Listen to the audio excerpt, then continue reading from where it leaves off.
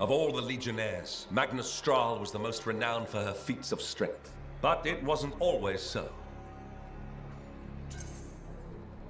I've only ever heard about Stral leaving the Legion. Nothing about what she did before. Bastion likes to forget that she was ever a Legionnaire. The Dominion, that she was flawed and human. But she was many things. Loyal and a deserter, ordinary and legendary. She came to the Legion of Dawn as a young girl. Her village was raided and everyone taken. Almost. She was so small she hid inside a basket. The Urgoth surely caught her scent, but they thought her too weak to bother taking.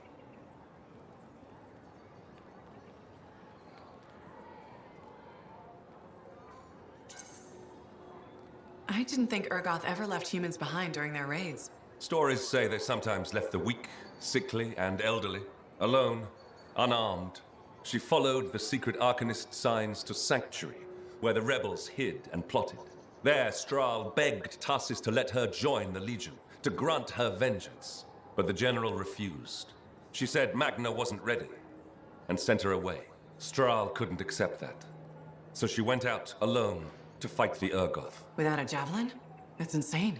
She set traps, ambushes. She poisoned spears and knives. Any small advantage she could take against a vastly superior enemy, she gladly took.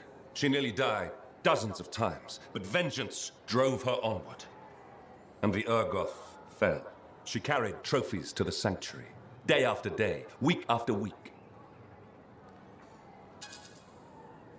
Poison and stealth do not sound all that mighty.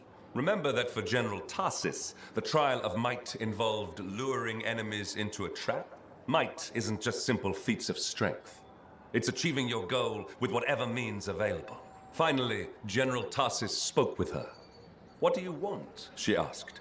"I want to join the Legion of Dawn," Magna replied. Tarsis looked at her and asked, "Why? You already have your revenge." The general looked to the many, many Urgoth trophies Stral fought for. At first, Stral had no answer.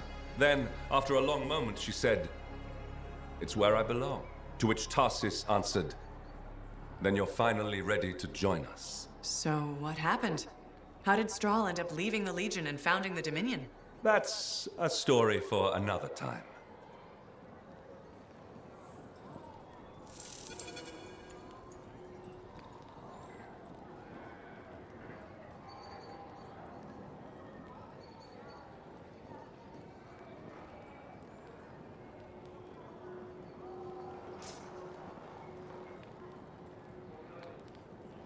So, now that you've walked in her footsteps, let me tell you the final tale of Magna Stral.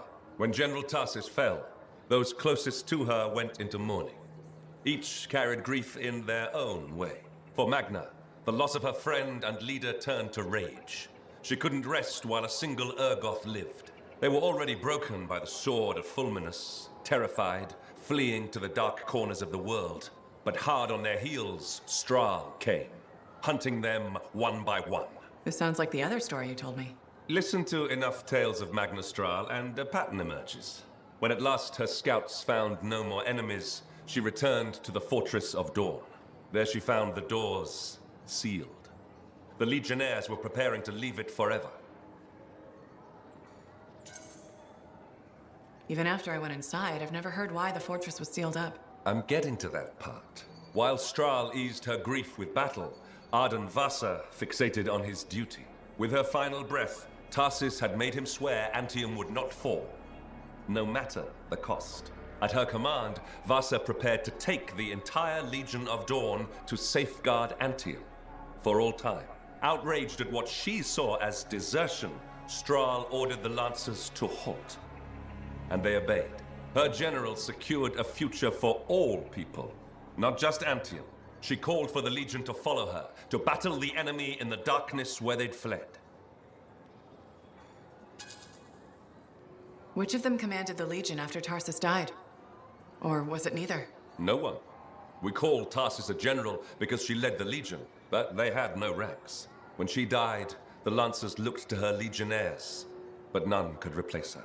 Stral was admired, some might say revered, by many, and they gladly joined her cause.